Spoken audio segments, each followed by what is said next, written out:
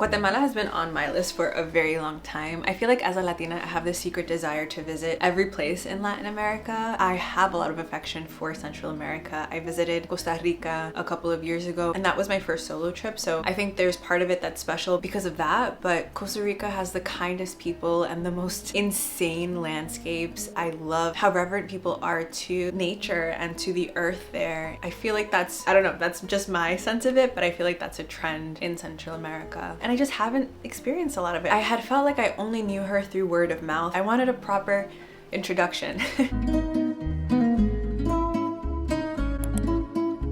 Antigua is a kind colonial city. It has like all of these cobblestone streets, some of which are quite difficult to travel on. I feel so bad for everyone and their cars there.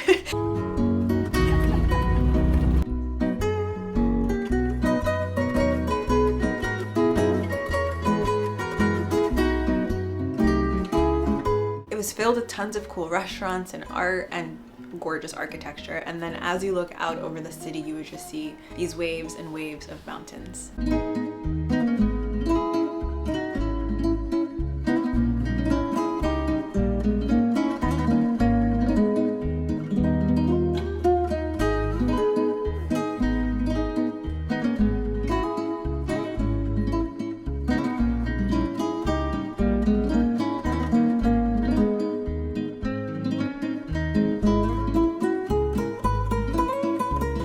Walking around with my eggs.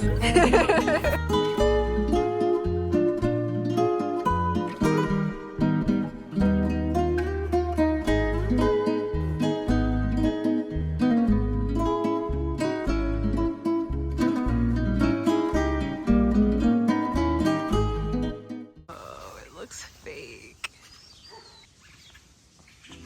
We had booked this tour of Lake Atitlan, not knowing that it was a private tour. We got into the van and we're like, oh, were we the only ones who booked? And he's like, nah sis, this was a private tour.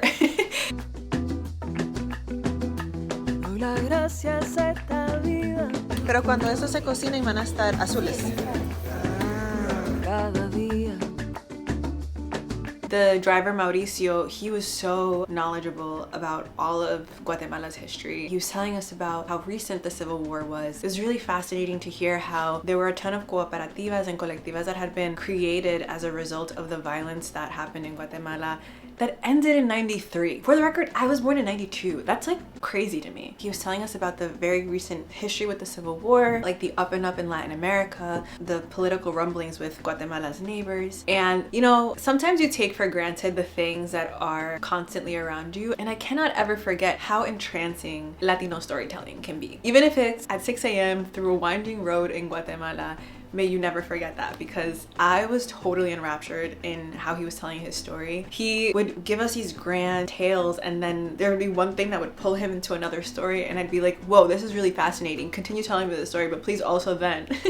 I kept asking him to return to this story and return to that story. I'm just so thankful to Mauricio because I was just so enraptured in everything that he was sharing.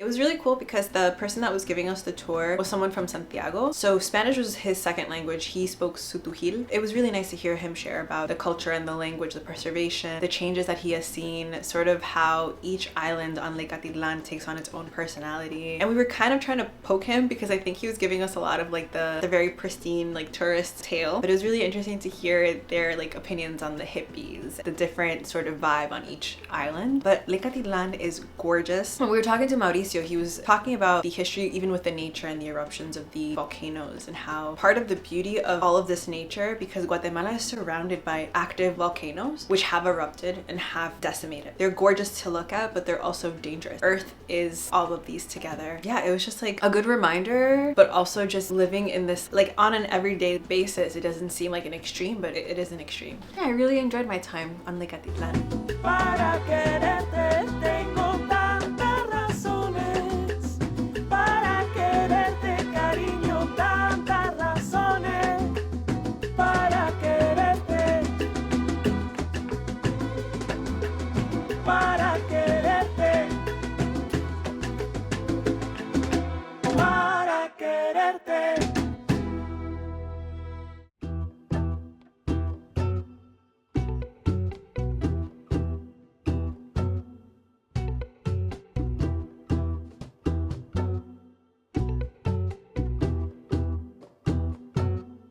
Siempre soñé de tenerte.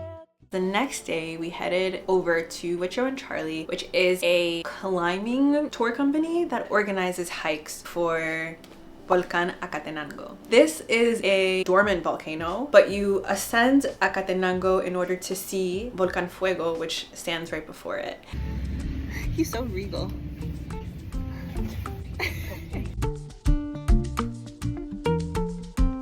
My friend knew someone who went to Guatemala and she's like, oh, I hiked Acatenango. And I was like, oh, that's cool. Like, I think the idea of traveling somewhere to do some physical activity is really fun. So I was like, yeah, that sounds fun. That sounds cool. And they were like super challenging. And I was like, that's so that people don't come in flip-flops and stuff. My friend was nervous and I was still in like ignorance. So I was like, we're gonna be fine. It's just a casual little stroll up a mountain. Something that I learned was that we were climbing 13,000 feet above sea level, which I don't know, I can't like digest all of these metrics, but when I tell you that that was fully inclined. Hiking poles, I understand why we need them.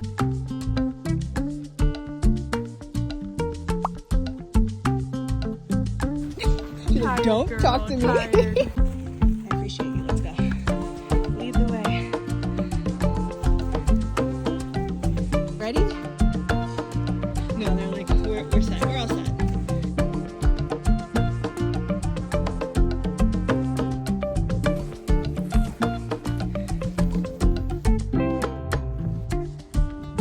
It was a really strenuous hike. The physical element of just climbing up on an incline was really difficult.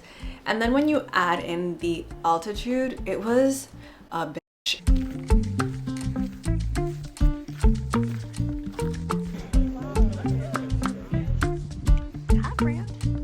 My friend was sort of like, is your breathing okay? Because I think she was struggling too. And I was like, I can't even let myself air a single complaint because I know as soon as I say this is hard, I'm gonna get in my head. But I was just like, I'm fine, I'm fine. I literally had my head down and could only look at each step moving forward. That was the only way that I could keep moving, which sucked because then sometimes I'd look up and we'd just see these changing landscapes. We went from farmland and we entered a cloud forest. It was just all of this lush, verdant land and it was constantly changing around us.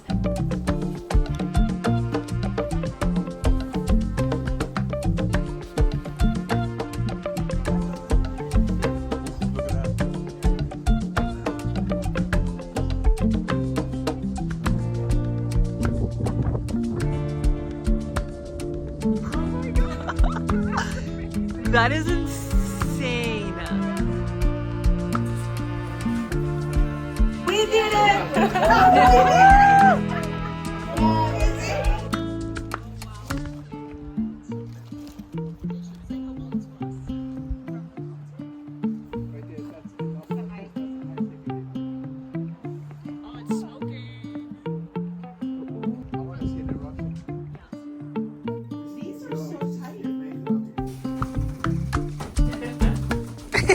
Plus 2, it's for the next one. But if it's plus 4, Being at base camp and looking out and seeing this just like magnificent landscape, it wasn't just watching the volcano erupt, but it was watching the entirety of Guatemala's landscape. Looking at all of these volcanoes, which we learned from Mauricio, they could just pop up randomly. Like all of a sudden you'll see this hill forming and then it can become an active volcano. And he's like, yeah, and some people think it happens over years and years, but it can happen pretty quickly, which is also wild. Looking out and seeing all of this, at one point at night, it didn't rain for us, thank God, because we were hiking during rainy season, but you would see the thunder in the clouds and the sky, it was like this periwinkle blue. You would see the lights of the city down deep below. It's just like a tiny little disc of city life, of all of these little lights surrounded by just these grand mountains. We were at a place where the mountains were large but like not large, and just watching the thunder sort of crack the color in the sky. It was just like an insane, unreal experience.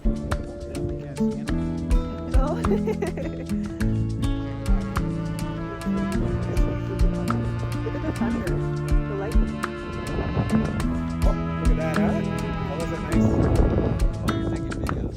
It's working better than pictures? Yeah, much better.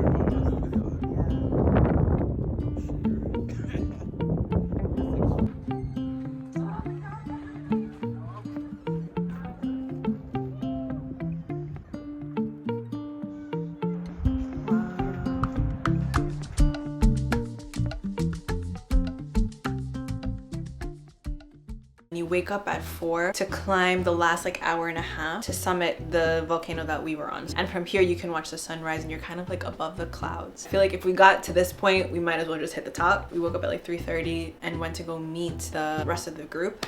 Pitch black outside. All we had was a headlamp. I am blind. I'm wearing contacts right now. I had medication for a while that like also mess up my night vision. So I know like everyone can't see at night, but I really can't see at night. I was letting my friend guide us because we also had to climb a steep part to meet everyone else. So we met everyone and then we started the ascent. The terrain sort of shifts from dirt to volcanic ash. What they were saying, as it got harder, it's kind of like you're taking one step forward, half a step back. And that's just you trudging up an insane incline again. I did it for like 5 minutes and I could not find my breath. I like was panting, the back of my neck was getting sweaty, and I don't know if that's any of your tells, but I was like, I want to pass out. I don't want anything to happen. I'm just gonna turn back. I'm just gonna go and chill until they come back. So I told my friend like, hey girl, and she was nervous about like finding everyone and starting the hike. She had started the hike, so I felt okay just like pushing her along and making my way back to camp. So I turned back, and it's funny because the night before we were all by the campfire. I was listening to the tour guides talk about horror stories of being on Acatenango. Like again, this is an organized tour. It felt super safe, but also we're in nature, and in nature there's always the presence of danger. He was telling us about how some people would come with just their Google Maps, phones would die, connection would run out, and they would get lost because there are a ton of different trails up on the volcano. They would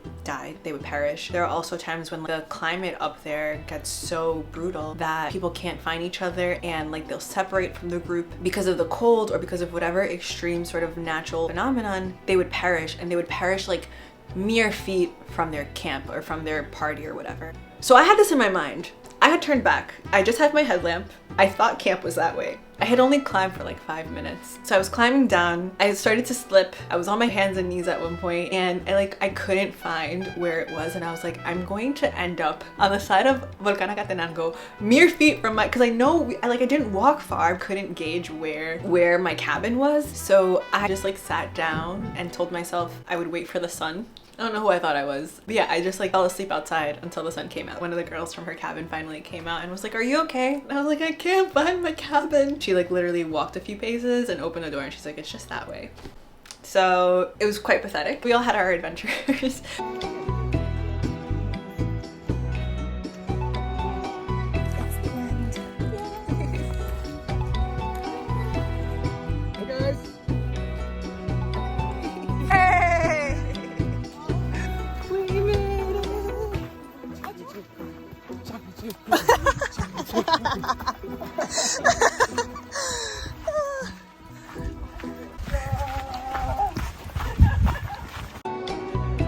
Yay!